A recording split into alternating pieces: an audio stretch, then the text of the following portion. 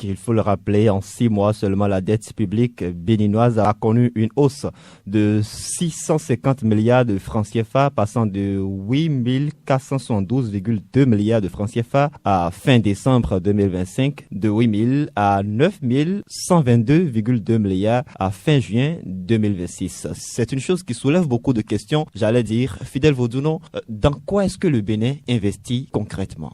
C'est une question trop facile. Vous me permettrez de faire mon petit pas là-dessus.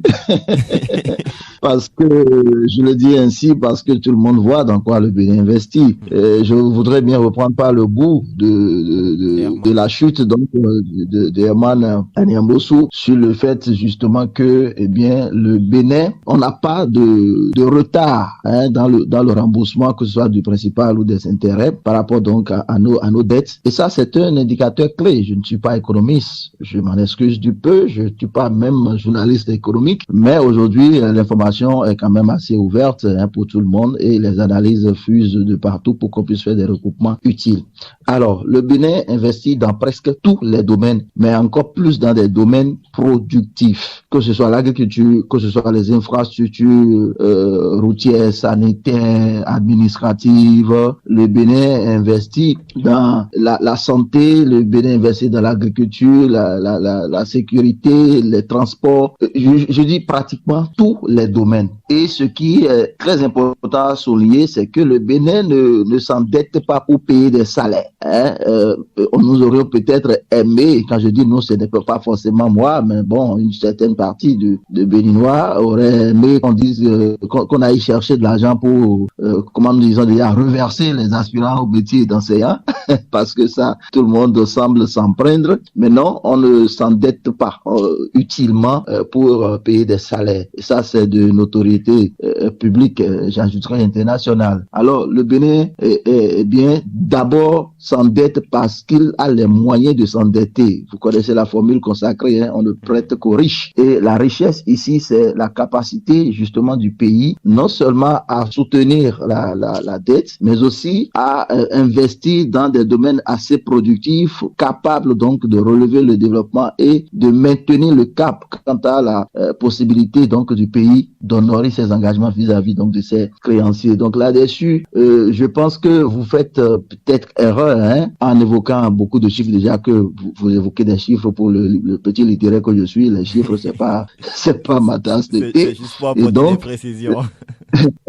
Et donc, ce n'est pas à proprement parler le volume du chiffre qui importe, mais en réalité, le fait pour le pays, justement, d'être capable de s'endetter. Les prêteurs ne prêtent pas à celui qui n'est pas capable, justement, de rembourser. Et c'est parce que, justement, nous avons une bonne signature et que nous avons toutes les capacités requises, nous avons pu mettre en place tout le mécanisme nécessaire qui permet donc de rassurer ces investisseurs. Vous avez pu observer dernièrement que nous avons pu faire lever des fonds, j'allais dire en guillemets extraordinaires, où parfois nous cherchons 10 francs, mais on nous propose 100 francs. C'est-à-dire que celui qui donne son argent a la certitude, a l'assurance que, eh bien, celui qui veut prêter a les capacités déjà de prêter, veut investir dans des domaines où il a la garantie justement d'avoir son retour sur investissement. Et je pense que là-dessus, le Bénin aujourd'hui est quand même dans les meilleures conditions et j'estime que ça ne peut qu'aller en s'améliorant. Quand on a quand même un financier bonté à la tête du pays aujourd'hui. Bien évidemment, il était déjà à l'Argentier, mais cette fois-ci, il est justement à la tête de l'exécutif et je pense que ça irait encore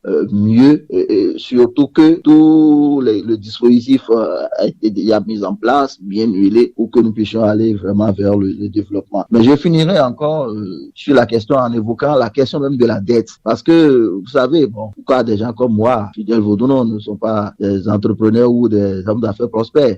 Moi, j'ai horreur de la dette. Quand je n'ai pas les moyens de ce que je veux, je n'ose pas m'approcher. Il paraît que ce n'est pas la bonne attitude quand on veut faire des affaires et que parfois on peut avoir ses propres actifs personnels et laisser pour aller justement emprunter parce que quand on veut faire du business, il faut aller emprunter sur le marché et c'est ainsi que ça fonctionne. Et je pense que le monde entier nous en donne l'exemple depuis les plus grandes puissances, les États-Unis et autres, et bien jusqu'en Afrique pour les pays qui se portent mieux. le marché de la dette est un marché de développement pour peu que les mécanismes justement de remboursement existent et que les domaines d'investissement sont assez prometteurs pour soutenir la dette dans la durée et dans l'efficacité.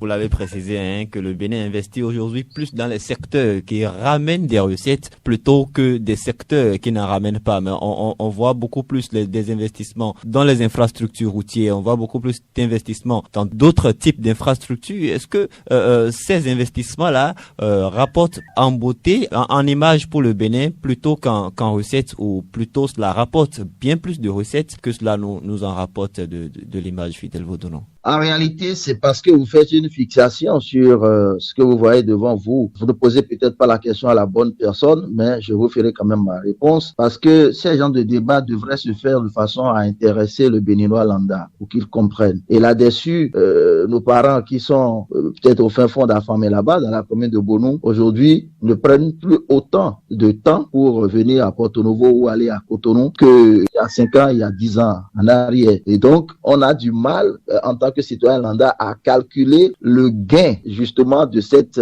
facilité, de cette aisance de circulation des personnes et des biens, qui est un élément clé du développement. Et donc, c'est pas des choses que nous arrivons à quantifier, nous, citoyens lambda, mais les spécialistes savent exactement ce qu'on pourrait justement en tirer en termes donc de bénéfices, de ressources. Parce que cela voudrait dire que la mobilité est améliorée. Et quand la mobilité est améliorée, vous savez, cela inclut, c'est ceux qui se déplacent ou les choses qui sont déplacées en termes de marchandises, c'est pas pour les envoyer en l'air, c'est pour justement soutenir les échanges, améliorer l'économie et rendre un peu plus prospère le domaine donc du transport. Et vous savez aujourd'hui ce que c'est que le transport, Quand on parle du transport aujourd'hui, il faut savoir que c'est beaucoup de milliards, et le Bénin ne pouvait faire autrement, d'ailleurs avec son port qui est une grosse opportunité qu'on ne démontre plus. Alors les infrastructures routières sont déterminantes dans justement la dynamique de développement du Bénin, déjà pour l'économie à l'interne, et encore plus pour les différentes traversées vers les autres pays, que ce soit les pays qui ont aussi de ports ou les pays de l'Interland, comme on le dit. Les infrastructures routières sont primordiales, et là-dessus, on ne peut trouver à en redire. Et il n'y a pas que justement ce que vous voyez de beau, ce que vous dites, voilà, c'est beau. Au-delà du beau, il y a aussi les pistes rurales. Aujourd'hui, demandez à mon frère Casimir, qui est, j'espère que je ne trahis rien, qui sait aujourd'hui quelle facilité nous avons à nous rendre chez nous aux Aguégués, par exemple. Alors que, bon, voilà, ce n'était pas évident. Et donc, ça permet non seulement aux autochtones de pouvoir commercer plus aisément avec les autres communes de la région, mais ça permet encore plus aux visiteurs, aux touristes et de toutes sortes donc de personnes intéressées par cette commune de savoir qu'il y a plus de facilité justement à y accéder aujourd'hui que par le passé. Voilà autant de bienfaits donc de ces infrastructures dont vous parlez, qui vont au-delà de ce que nous voyons de beau à Cotonou, à Porto Novo, à Parakou, mais qui vont jusque dans nos villages à travers les pistes de dessert rurales qui sont améliorées et pas bâclées, parce que quand vous voyez aujourd'hui les matières, vous voyez aujourd'hui les infrastructures, vous vous rendez compte que c'est vraiment assez futuriste. Donc, ça veut dire que ce serait sincèrement chercher des poux sur un crâne rasé, que de vouloir remettre en cause l'utilité, l'importance donc de ces infrastructures routières, entre autres.